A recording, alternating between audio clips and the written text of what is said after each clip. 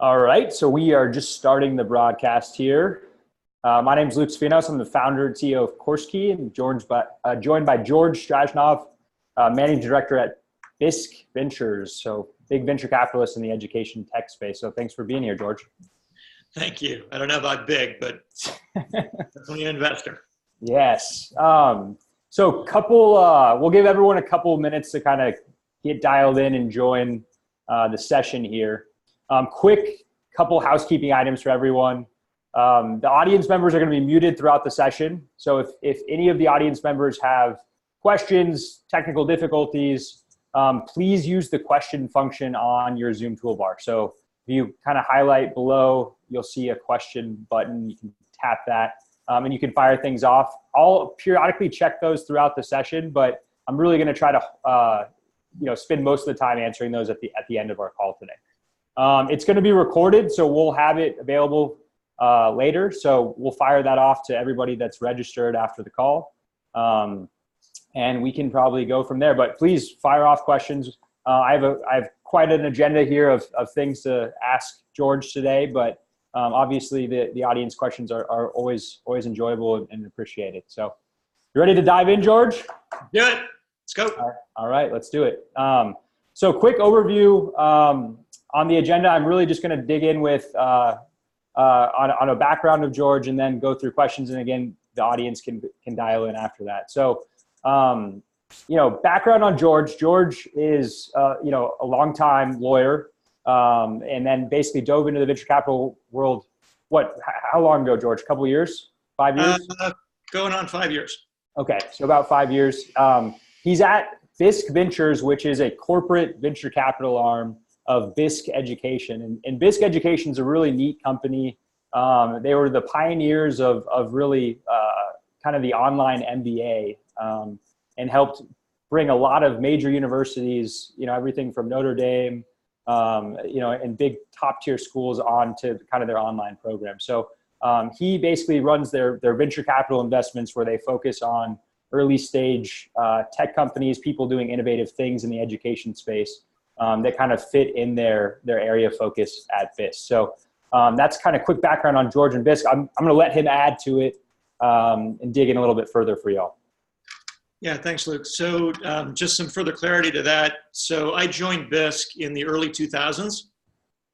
It had been in test prep and continuing ed in the accounting space and the legal space since the 70s. So it was sort of a long-term publisher, purveyor of executive education type material, and got into the online support world in the late 90s, right as the internet started to happen, and was actually approached by a number of universities to help them to kind of tackle this online world.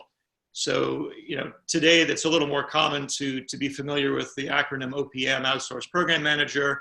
It's an industry. There are some public companies. There are some big publishers that have bought into the space. But going back to when we got started, and then when I joined the company a few years after it had started in this way, it was all really new.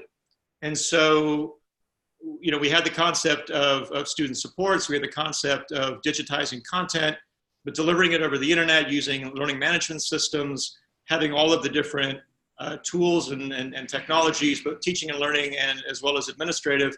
Much of that didn't exist. I mean, Google didn't exist, or if it did, it was sort of in the background in those days. So we're talking really, really early days of the internet. So when I joined the company, I and many of the other hires at that point, had sort of done startups, had been very involved in the early days of the internet. We brought a lot of digital sort of background and experience. And our goal was to create as much as possible the student experience online that students could experience on campus. And so it was not simply about learning technology. I think when people think online, they think learning management system. We actually cared about everything from marketing and recruiting all the way through to students getting jobs.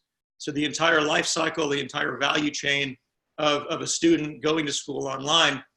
And much of the technology and the services that we created back in those early days has now over time, over those almost 17 years since I arrived there, much of that now has become standardized. And there are many, many companies that have entered the EdTech ecosystem to focus on slices of that. And what we realized is that rather than try to build everything ourselves and maintain it all and try to be best of breed in everything, we really serve the industry better by having a strong understanding and opinion on all of the different technologies out there. And as I'm sure many of the folks participating, listening, feel, there's just this massive amount of information and companies and very well-intentioned companies, very smart founders like yourself that are trying to solve problems, but it's almost overwhelming. And so for us, the venture was really an opportunity to look outward and start thinking about how do we bring our knowledge and expertise. And in particular, my experience, I spent most of my time on campus.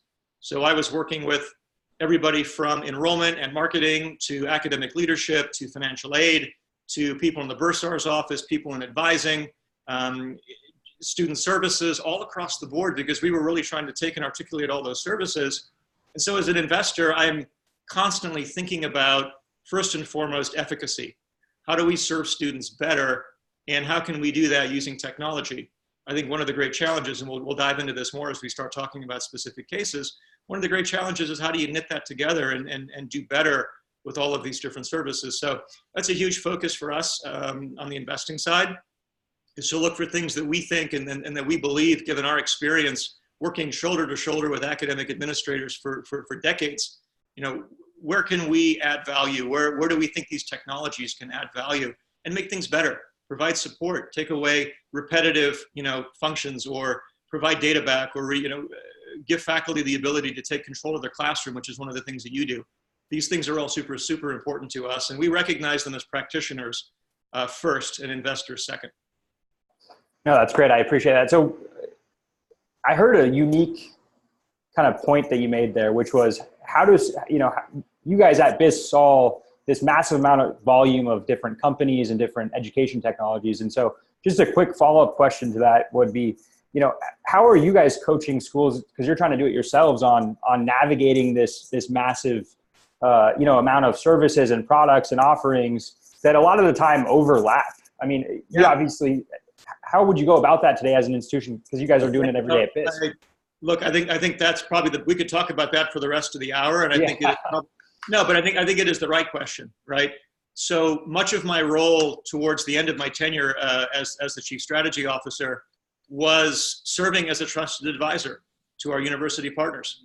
We would have lots and lots of conversation about what is best of breed, what is best practice, how should we be thinking about sharing data, how should we be thinking about collecting the data, how should we be thinking about how students are going through this process, and keeping costs down, making things efficient, making sure that things were frictionless was just a nonstop focus for us.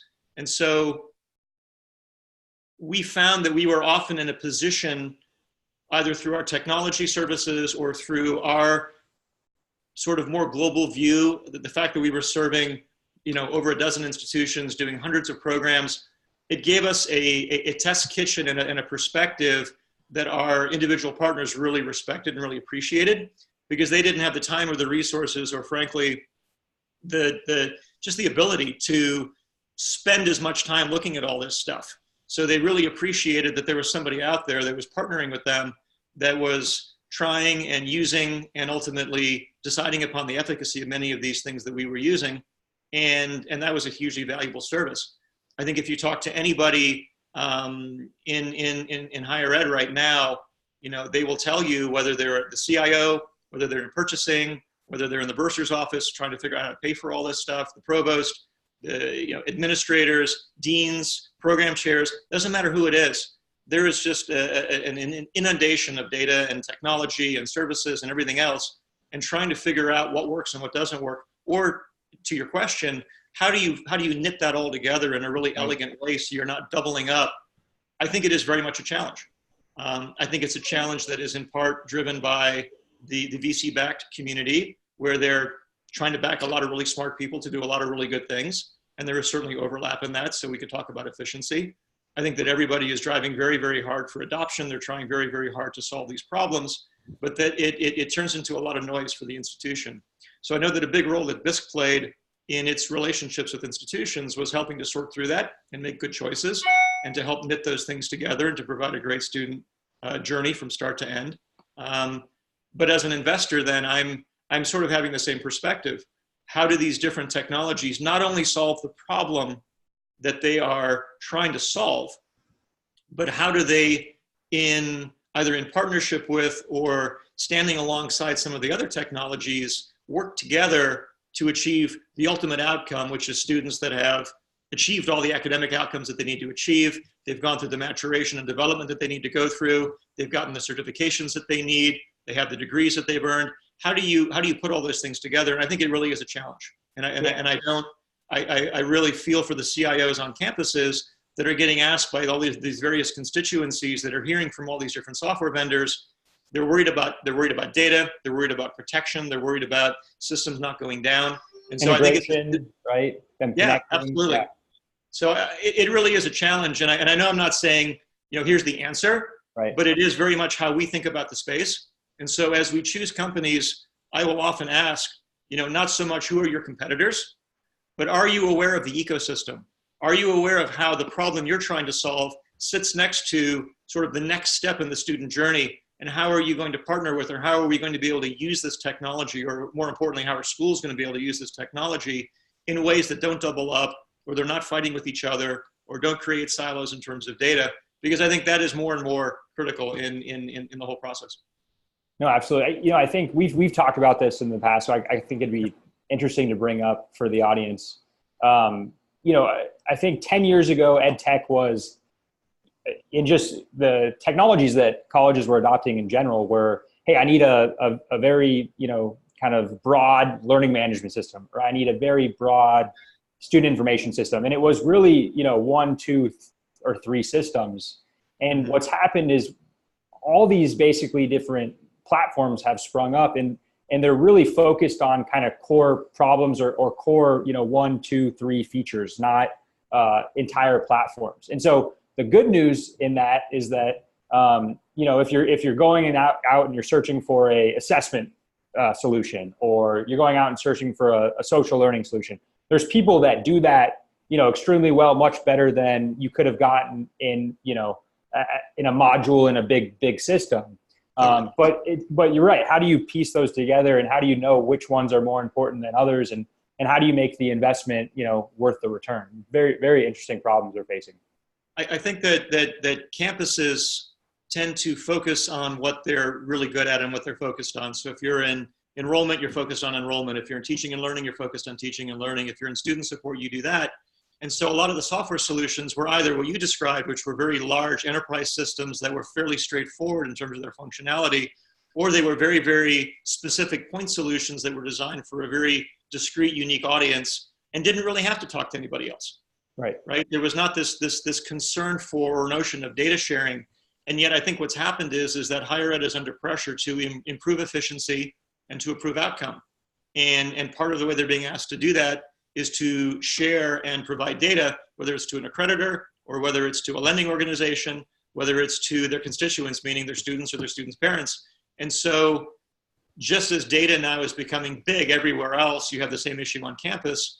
More importantly, I think that because systems now are where everything happens, there's more and more of a need for those things to work in tandem. And so the ability to be siloed and be really good at what you do and have that not correspond with other people's worlds is really not the way things are right now. And I think that's put a lot of pressure on campuses, on budgets, on individuals, on teams of technologists.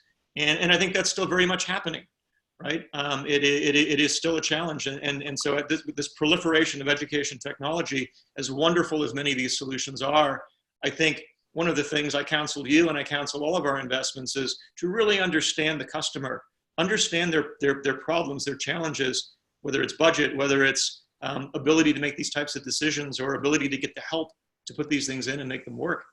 These are all very, very real world problems that institutions are dealing with.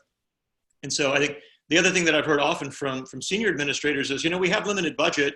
We can't get this wrong, right? So I think in technology, in EdTech, but in technology sort of generally, if you live in the Valley, right, it's fail fast. Try it, doesn't work, do something else. That doesn't work, try something else. That doesn't work, try something else.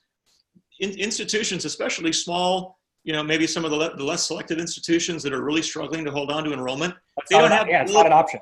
Yeah. They don't have the ability to try 10 things. They got to get the thing that works, and it's awfully hard to try. So we as investors, this is super important to us. Efficacy is the most important thing. Obviously, you want the companies to succeed. You want them to live long and to prosper and to get big.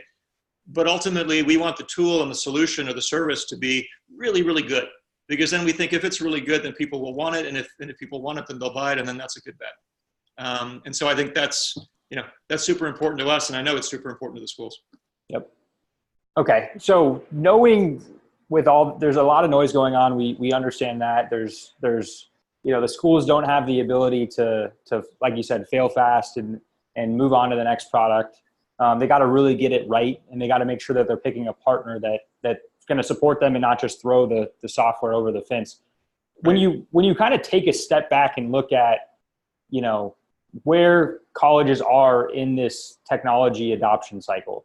Yeah. I mean, do you think we're behind? Are we ahead of other sectors? Do you think it's just a natural progression where, there's a lot of noise and it's basically going to, kind of drill down into just a few key players that everyone's going to adopt? I mean, where are we in the life cycle? Yeah, I think it's a great question. So, I mean, I think generally speaking, we're fairly far along in the life cycle. If you go back to when I first joined, the education technology world in the early 2000s, I mean, we've come a long way since then in terms of things like sophistication of the various folks on campus, whether those are faculty or administrators or CIOs and so forth. I think there's, everybody's been forced to become a digital native to some extent because we're all carrying supercomputers around in our pockets. Having said that, I think that it's difficult to talk about the space in the aggregate. You have a lot of different folks. To refer to higher ed as a monolith, I think is a huge mistake. And this is something that I always say to small companies. You've got very large, very well endowed, highly selective institutions that have tremendous resources, both in terms of capital as well as in terms of human resources, folks with great knowledge and expertise.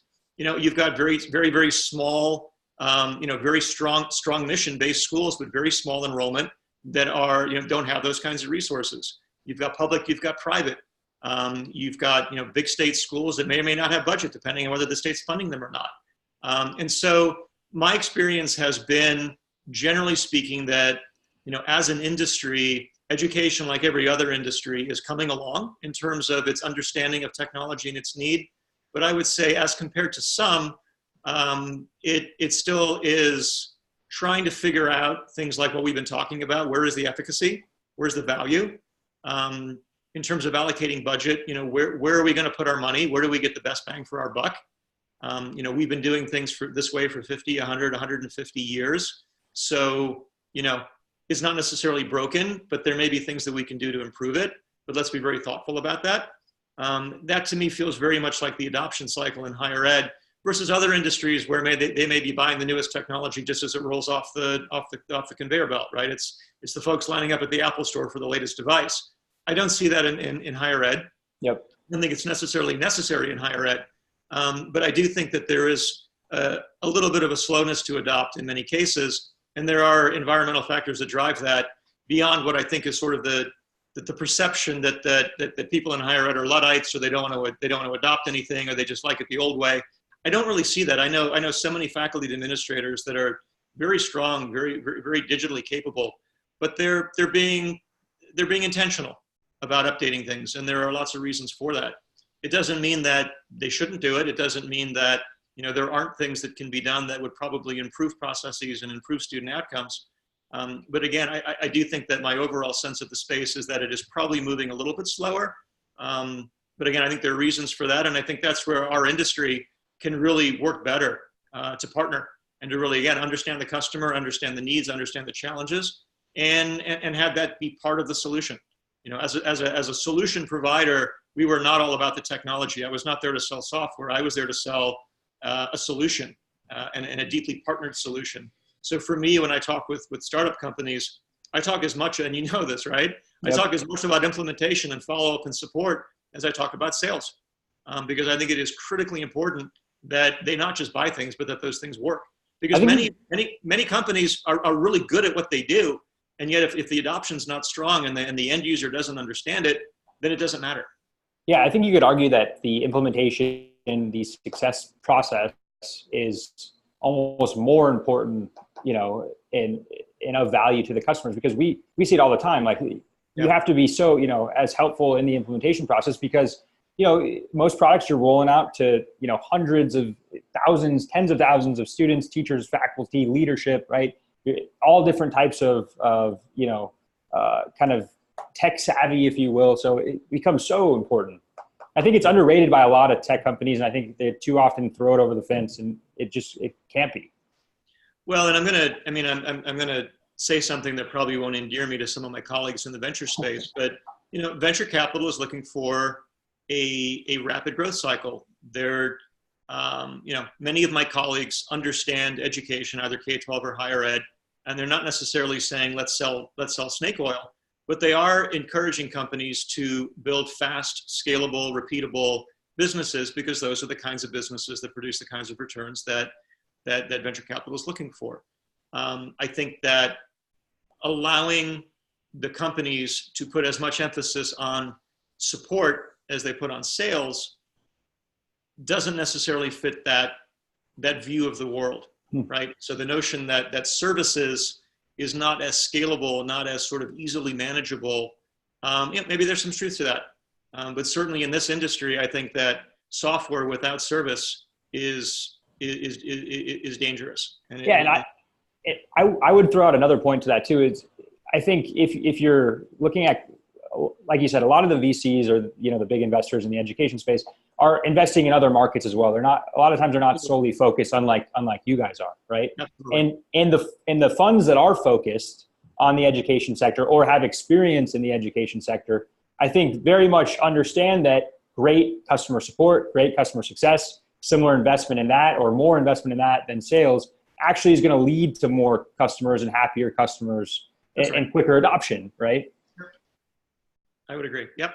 So interesting point. But so knowing, let's take it back a little bit to kind of the specific school side. And this is a hard question. So it's a very broad one. So if we want to hop over it, we can. But if you're looking at a school's technology stack, one thing we didn't talk about is we talked about how it's hard for schools to pick, which tech platforms to implement. Do they go with a feature-rich system that does one thing really well, or do they go with a broader platform or a little bit of both? But one thing we didn't talk about is how that relates to competition, right? The school across the street. And so my question is how is an institution, what type of technology stack do you see, as most appropriate or most effective to compete in today's market? What does it need to look like? Yeah, so it's interesting. So you're using terminology that's apropos of business. I don't think universities necessarily think in terms of competition. Although again, we're making a very broad statement, and I think that when you segment the market, there are different types of institutions. There are institutions that are not for profit. There are institutions that are for profit. There are institutions that are doing degrees. There are institutions that are doing non-accredited, non-degree type work. So I think they all probably think a little bit differently about the technology. But I think generally speaking, schools, in my experience, and now I'm talking about traditional nonprofit institutions, large and small, state and private, I think they tend to think of technology as an element in their service offering that provides the pieces that they need in order to operate, right? So what do I mean by that? You have a place to manage and park student data. You have a way in which to manage the curriculum that you're offering. You have systems to collect money and allocate financial aid and those sorts of things. You have ERP systems that manage your staff and your team and those sorts of things. Those are and there are a number of large players that sort of predominantly have that market.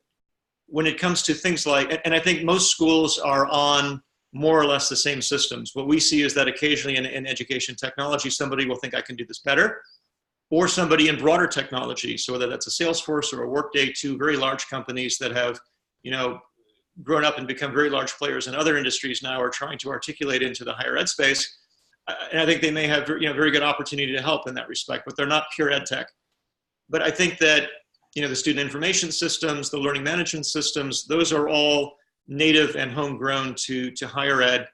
You've got fairly large players that are fairly well entrenched. They've been around a long time. And to change from one to the other is quite hard, It's expensive, it's time consuming. You have to go through massive change management. And so they're very sticky in the nomenclature of the industry. They're hard to displace. So you don't necessarily see a lot of systems that come up either trying to displace those or change that. What you see are smaller solutions, point solutions, add-on solutions that are either trying to operate adjacent to those, or that are trying to feed into those, or feed out of those and do other things. And so to make a general statement about how schools are, if not competing with each other, at least trying to stay level with what the market expectation is, I think you see a very varied approach. I think some institutions are putting a lot of capital behind this, and they're investing in things like very heavy data analysis, data analytics and services around the student journey and the student outcomes to try to make sure that their first year students are supported, to make sure students are persisting and graduating. Again, you're probably talking about not the highly selective institutions where they have a pretty thin layer of student, but institutions that are serving all types of students. This is very important to them. And so you see a heavy investment in those types of solutions. Whereas other institutions are probably investing in solutions maybe that are more related to certain types of teaching and learning where they're trying new things. They're trying to do some online learning to try to provide more supports to students outside of class. Or they're investing in something like CourseKey where they're trying to give the classroom control back to the teacher so it's not just a wall of laptops and you don't know what's going on. So in my experience, both as a provider to higher ed and also now as an investor, I'm seeing very different approaches to technology adoption. There is no standard. You see standardization again around large package systems that have kind of monopolized the space, and a few people nibbling around the edges, typically large companies from outside the sector. But within that, you see just again, we have this plethora of technology. And I think it is one of the challenges, not only to institutions, but to investors. How do you figure out who the winner is going to be? It is difficult because many of these products have efficacy. I think the ones that I see that are gaining broader, maybe to answer your questions, the ones that I see that are gaining broader adoption, that are getting hundreds of institutions as opposed to tens of institutions, are the ones that maybe had a very narrow focus, but are mindful that they need to serve a number of different constituents on campus and plug in, as we were talking about earlier, plug into these other systems so that they're not discrete, that they're not creating integration problems and so forth. So I see certain companies in student recruiting or in some teaching and learning apps and things like that, where they've been really thoughtful about how they serve a broad need. And then what you start to see is some very strong adoption across schools. But again, it would be very hard to say this one particular stack serves everybody. Right. I think that, I think you have online learning technology that's become pretty standardized amongst a few big ones. And then you have a lot of different tools that tend to be very faculty dependent in terms of adoption.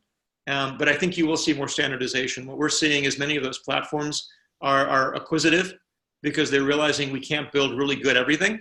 And so we're going to go out and we're going to bolt that on. I think that's good. And I think it's also problematic because often when things are bolted on, they're not native and maybe they don't work. So now you have adoption issues. But I do think it's good that the large platforms are recognizing that incredible things are being done by small startups and by really smart people that are trying to build very specific solutions. And hopefully together they can build stacks that are really helpful to universities. Absolutely. And really quick follow-up, it's probably the same answer, which is each institution is too diverse to point to one tech stack. Do you see it differ at all based on the type of institution we talked about, four-year, for-profit, nonprofit, on-ground versus online? Is it just kind of the same answer? It absolutely is. Yep. And I think a lot of that has to do is you've got different types of students, you've got different focuses, you've got differently resourced, et cetera. So yeah, I candidly, as someone who built a value chain that was end-to-end, I would love it if 20 winners would emerge and hopefully we're invested in all of them and we could link them together in this beautifully realized, frictionless, one-stop shop piece of software that faculty and administrators and students all loved and could use. And hopefully we get there. I think the industry at some point, emerges with things like that. And I don't know if it's one or two or three, but unfortunately, I think we have a ways to go. And frankly, there's a lot of innovation, right? For years now, we've talked about individualized learning and adaptive technologies. I think everybody's admitting now we've got a ways to go on that. That was very hot. AR and VR, right? I think we've got a ways to go on that. So, you know, we're invested in a chatbot that's very focused on the early student journey. They thought they were going to have to write, you know, 5,000 lines of code or whatever it was, and they ended up, you know, they're at 500,000 and they're still going. And they're only focused on a very narrow slice of where the need is. So I think we're still very much in an innovation phase as we try to figure out how to solve these things in very efficacious and macro ways. And so I think that's going to be the way it is for a little bit. So you mentioned that you were invested in a chatbot. I guess just kind of a follow on to that, I'd love to talk about kind of some major issues in post-secondary education that companies you are backing are focusing on, kind of what they do and what specific, you know, we talk generally about what kind of making sure that there's efficacy focus, right? They're solving kind of a real problem. Can you just give us an example of a couple of companies that you're backing that are growing quickly among school partners, that are popular amongst various institutions, and kind of what their focus is and what problem they're really solving? Yeah. You know, it's interesting. We don't do a lot of teaching and learning because we feel like there's so much going on with that, and it starts to become, you know, it's more what flavor do you want as opposed to this one's much better than the other. It's tied to subject matter meaning. Right. What we've really focused is where we think that there are opportunities for technology to do what it does really well, which is to impact things like student data or student reporting or student interactions, where if you were relying on humans to do that kind of work, it's either not being done or it's being done in a very thin way, or you're doing it, you know, once every 10 years for a decennial review, which is an absolute horrific paper chase. I've been involved in some of those. It's not fun. You know, or other parts of the student journey where, you know, there are just not staff that are available on campus to, you know, maybe they're available, but they're just not scalable, right? So you can't be calling students all the time. You have limited hours and those sorts of things. So I think that's where technology often can provide a really positive impact, is to engage with students in instances or in situations where the institution may not. So I mentioned the chatbot. I don't know if I want to say names or not, if you want me just to talk about companies in general, but this is a company that looked at the melt period for the student enrollment cycle and said, you know, students work really hard. They fill out all these applications. They go through that process. They then wait. They get accepted.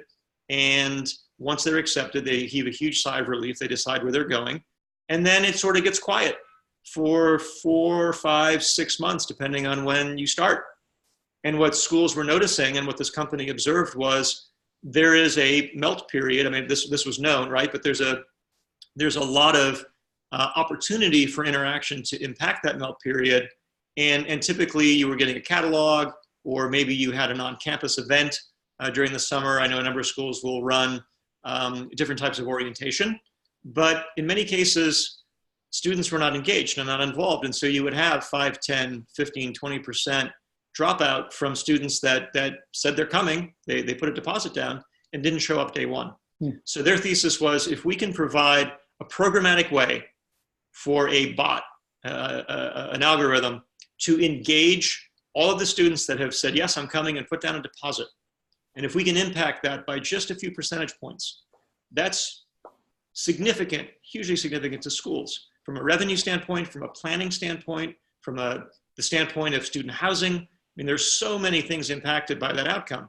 So if you can solidify those numbers and make them more dependable, then that's very valuable. So their thesis was, we think there's about 5,000 conversations that happen over that melt period, or could happen over that melt period. And they started out with one school, and the school was very entrepreneurial in this way. And they created the bot, and they worked with the school to figure out what are the questions that students are typically answering. But they tried to go beyond just the dumb FAQ. They tried to make it conversational, and they tried to really think about what are the things that students get worried about, what makes them afraid, what are the kinds of questions that they would have. And as I said, they went from 5,000 conversations to like 50,000 conversations, and they're still going. Now they're with dozens of institutions, different types of institutions, and they realized these conversations are very different, again, depending on the institution. So what's meaningful about that? These are institutions that are spending a lot of time, a lot of resources, going through this very laborious application process. They're trying to give a number to academics. They're trying to give a number to the financial folk. They're trying to give a number to the financial aid folk. All of the people who have this, incredibly difficult process to get everybody in day one. Why don't we give them better numbers? And so by focusing on that, they did a really good job. They've had impact of several percentage points to as many as 10 percentage points and maybe I'm getting it wrong. It might even be better than that. But they had very meaningful impact on yield and melt. And so what's happened now is that chatbot is now starting to impact enrollment in other ways. And what they're trying to do is not to replace the enrollment team.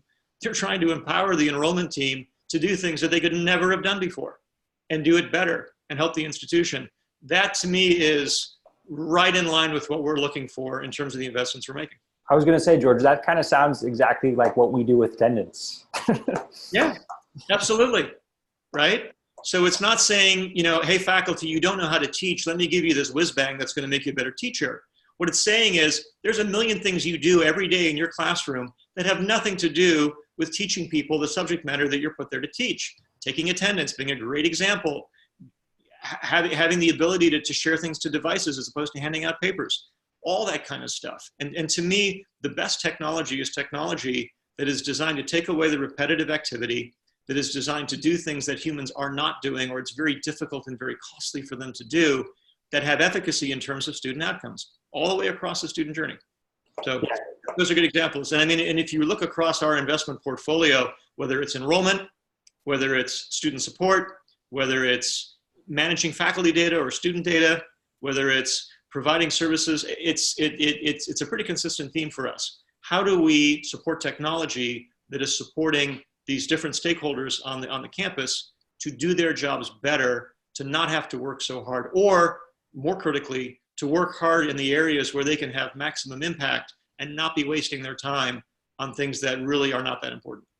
And I think that to me is when technology is at its best. It's a great theme. Things that really push the needle, right? Things that actually help, so many of, obviously our big customer base is attendance taking institutions, right? They're required to kind of track time and attendance. And so much of their staff is spending hours and hours and hours collecting this and then analyzing it and trying to reach out. By the time they reach out, it's reactive, it's after the fact. And that student could have already dropped off, or, they have to do a return to Title IV. And all of a sudden now you can enable them to really focus on the outreach, on the part of their job that makes an impact, not that's administrative, right? So I love the theme.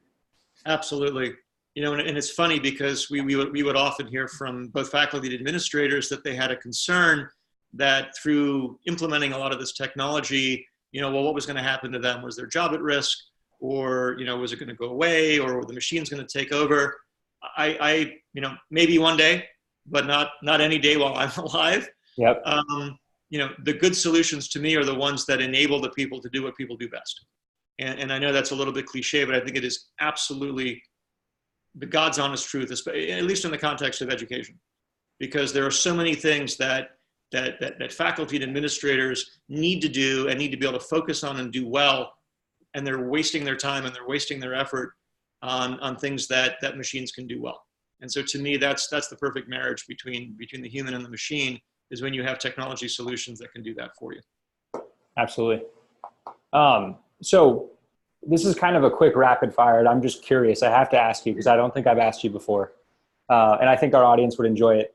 What is the most interesting technology concept that's crossed your desk? And I'm curious, one that you were like, what is this? This makes no sense, because I know it happens to schools. And then another one that was just like, wow, that's just this insane concept. I can't even, it's amazing. I've never seen anything like that. Yeah. Well, I kind of hope that all the things that I invest in meet that criteria. Otherwise, I'm not doing my job, right? So you're asking me which of my kids is pretty. Yeah. Actually, so I'll give you one example. How about ones that you're not invested in? So we're not biased. I'll give you one that really kind of fried my brain, and I haven't decided if it's a good idea or a bad idea, or I got to work on it. But I had a senior faculty member from a really selective, highly selective, very reputable institution in the UK that I met at a conference, I think earlier this year, late last year. And he had this concept that just, I still can't kind of wrap my mind around it, but he said, look, the way that we do things with our system is we have these colleges, and the colleges are all independent. And then they're clustered around a central administration, and the central administration provides a lot of resources, and they provide a lot of administrative supports and things like accreditation and centralized data and all this kind of good stuff, and oversights and interaction with the creditors and government, and government agencies and all the rest. But the campuses or the colleges really operate independently and use them as a resource, but kind of do their own thing, right? So they have their own buildings, they have their own staff, the faculty kind of do what they want to do. And he said, I don't know if this model is how you do it in the States. I said, well, we have concepts of colleges and departments and so forth, but what you're describing sounds like maybe you have a little more autonomy. He goes, right. So our idea is we're going to build a platform that provides everything that central office provides to our college. And we're going to offer that to the world. And you as a PhD could sign up for this and become your own college. And all the back office, including accreditation, which was the part that fried me, because he was talking about worldwide. So that the whole thing might just be completely a great idea with no possibility of working. Yeah, the accreditation piece sounds hard. He wants to he wanted to democratize the ability of faculty to control their own destiny. And if they wanted to set up their own school or set up their own shop or teach direct, it was just sort of this fascinating thing. And it wasn't so much the technology. I could imagine the platform is kind of a two-sided marketplace. But the idea of, disaggregating and sort of blowing up the system to that degree, and yet he was calling upon a system that is very well established. And so that was just one where I'm like, okay, we haven't invested. I'm not sure he's still even around, but I just thought that's really fascinating that they wanted to empower, here he's a faculty member, right? And he was struggling a little bit with, all of the things that faculty struggle with in terms of the demands of the job, the challenges that institutions are facing, and some of the dynamics, some of the macro factors in the dynamic that are driving some of the relationships in higher ed. And he was looking for ways to use technology to change that up pretty dramatically. And I just thought that was really crazy. We're gonna create an online school with no borders, and every faculty member can be their own college. Anyway, that was one recently where I went away and thought about it quite a bit. We're invested in all kinds of things that I think are pretty creative. I'll mention one, and I won't give the name, but it's interesting. And again, this is what I'm talking about. Very often you have a good idea, but the idea in and of itself is fairly limited. Right. And then once you start to iterate on the idea and you get in and you start to figure out where the problems are, the ones that have lasting effect are the ones that grow and evolve and ultimately solve a plethora of problems. But we've got one where the initial solution was for extracurricular and co-curricular activity.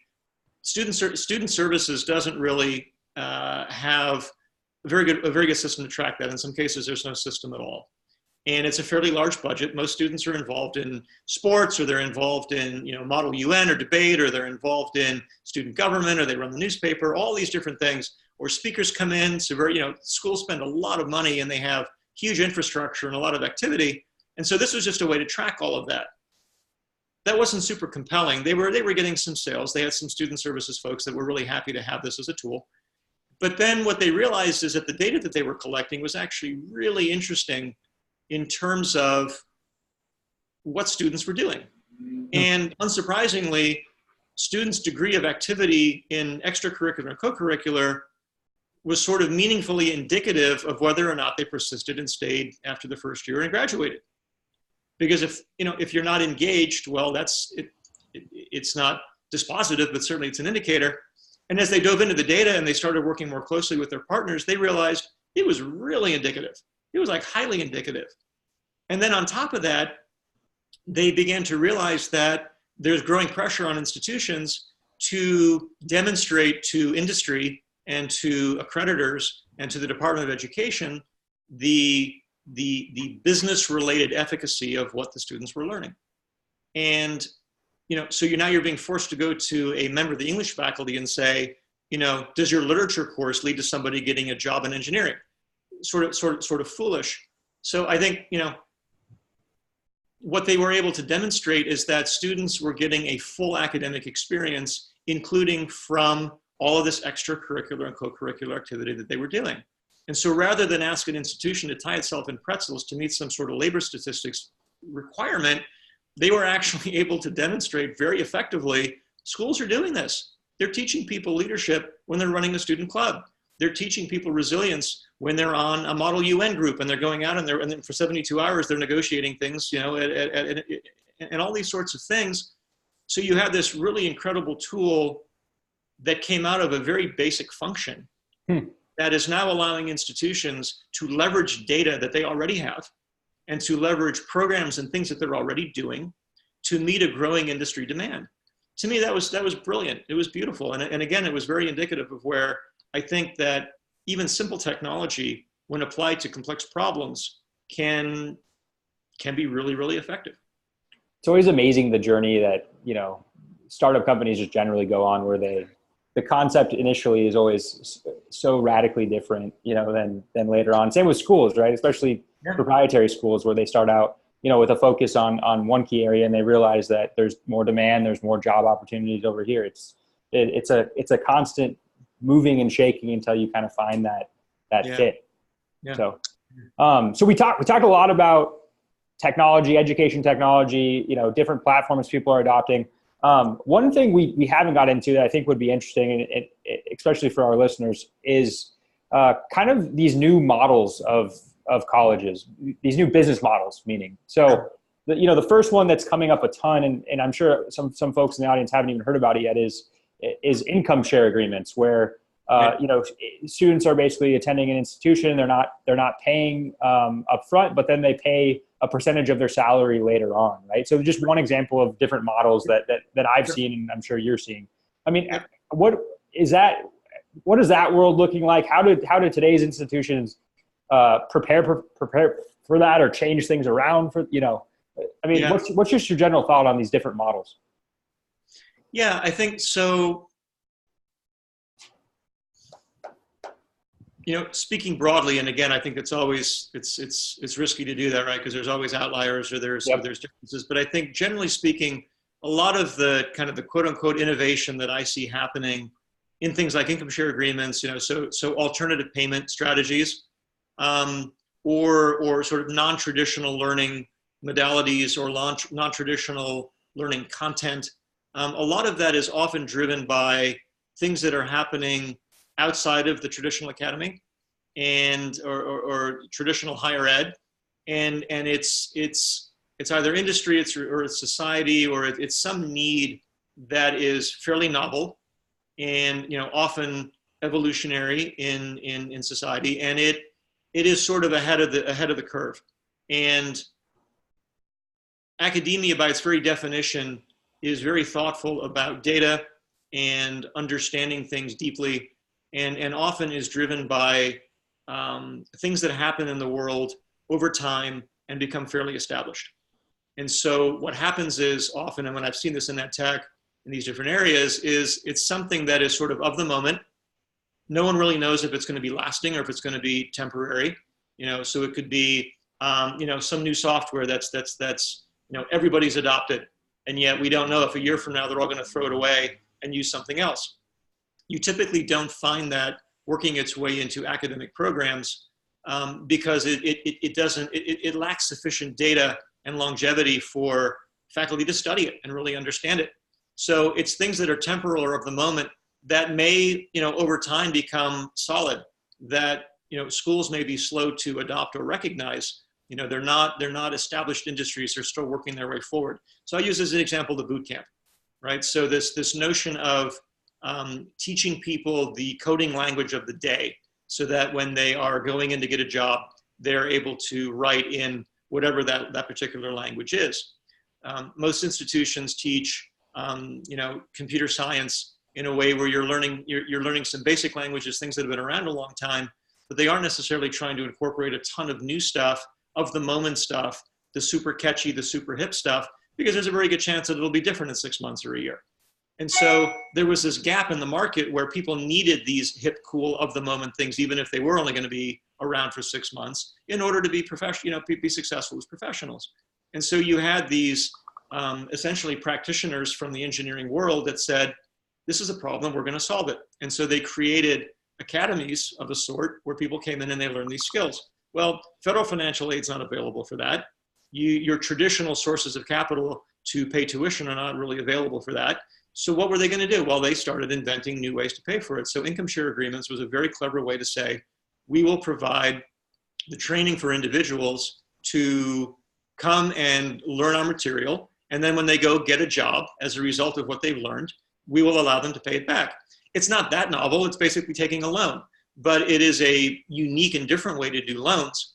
And so I think what I'm trying to demonstrate with that example is there are many things that happen outside of higher ed because they are different or novel or don't quite fit the normal frame. If they have staying power, if it is indeed a need that is not temporal but of the moment, but it's something that's actually going to become an issue that will be around for a while, my experience has been that schools will respond. Even the most sort of traditional university will recognize it and they will come into it. So I think on something like an income share, this is new. I think the jury is still out on how effective it is. It probably will work for some and won't work for others. I think there's always the risk of abuse. Somebody throws up poor quality and people borrow money and then they don't get a job and now they're stuck with debt. But that's sort of been the risk in banking all along. So this is just another flavor of that. And again, I think that if it has staying power and if it works well, I think institutions would look at that. Clearly, state funding is becoming more and more problematic for state institutions. Tuition is continuing to rise. Federal aid is not the only answer. And so students need alternative ways to pay. And I know that financial aid departments and bursars are very proactive in trying to figure out how do we make sure our students pay. And if the answer is we're simply going to offer them discounts, that's not a good answer long-term. So, and that's one example, right? I think that, we talked about the adoption cycle with technology earlier on. I think that institutions are going to be more conservative in their approach to adopting these different things, whether they're payment strategies or whether they're technologies. And so EdTech will charge ahead. And then I think you'll see adoption will come with time when there is a level of security and there's a level of comfortability that these things are for real. And I think you're seeing that in a lot of different EdTech, especially on the non-traditional learning, where now you're seeing industry, you're seeing providers that are trying to provide students with, certain types of skills that are not really found in the traditional institution. And yet now institutions, I think, are recognizing that, and you're starting to see adoption, whether it's an exec ed or continuing ed. And as a result of that, I think you'll see also an openness, since financial aid is not available for those types of programs, you will see openness to alternative payment as well, once it's proven that it is reliable. Yeah, it's going to be very interesting to see how the business model changed because they've been so similar for so long. So, All right. So I have to quickly apologize to our viewers because I got so wrapped up in the conversation. I forgot to take questions and we have a minute left. So I apologize to all of you. So sorry about that. But just one quick one to end on here. And it's a cliche. It's a little fun, but if you were to describe kind of the future of higher ed, what we're going to see in the next 10 years in one sentence. And this was not, George was not ready for this one. So we'll give him a minute to think about it if he needs it. I think many of the promises of EdTech will come true over the next 10 years, and all this efficacy that you're being promised in terms of big data, in terms of assisting students and all the rest, I think many of these things are achievable. I think that there was a little bit of an overselling that went on early on, but we're pretty bullish on a lot of these solutions actually providing the value that we thought they were going to provide. And so I would say the next 10 years is going to be continued adoption and some real returns, some real measurable, valuable returns in terms of outcomes, student outcomes and faculty outcomes.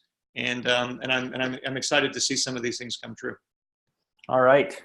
Well, George, thank you so much for being here. Super appreciated. It was a fun conversation, and yeah, I'm sure the audience enjoyed it as well. So, if any of them have questions that you want to forward on to me, if I have a moment, I'll be happy to provide some feedback if I can. Okay. Yeah. So feel free if you guys have questions. I'll take the ones that have already been submitted and pass them along to George. And if he can get to them, awesome. If not, again, that was my fault. But thanks so much, George. Appreciate it. All right. Welcome. All right. Thanks everyone for listening. On to the next one. All right. Cheers.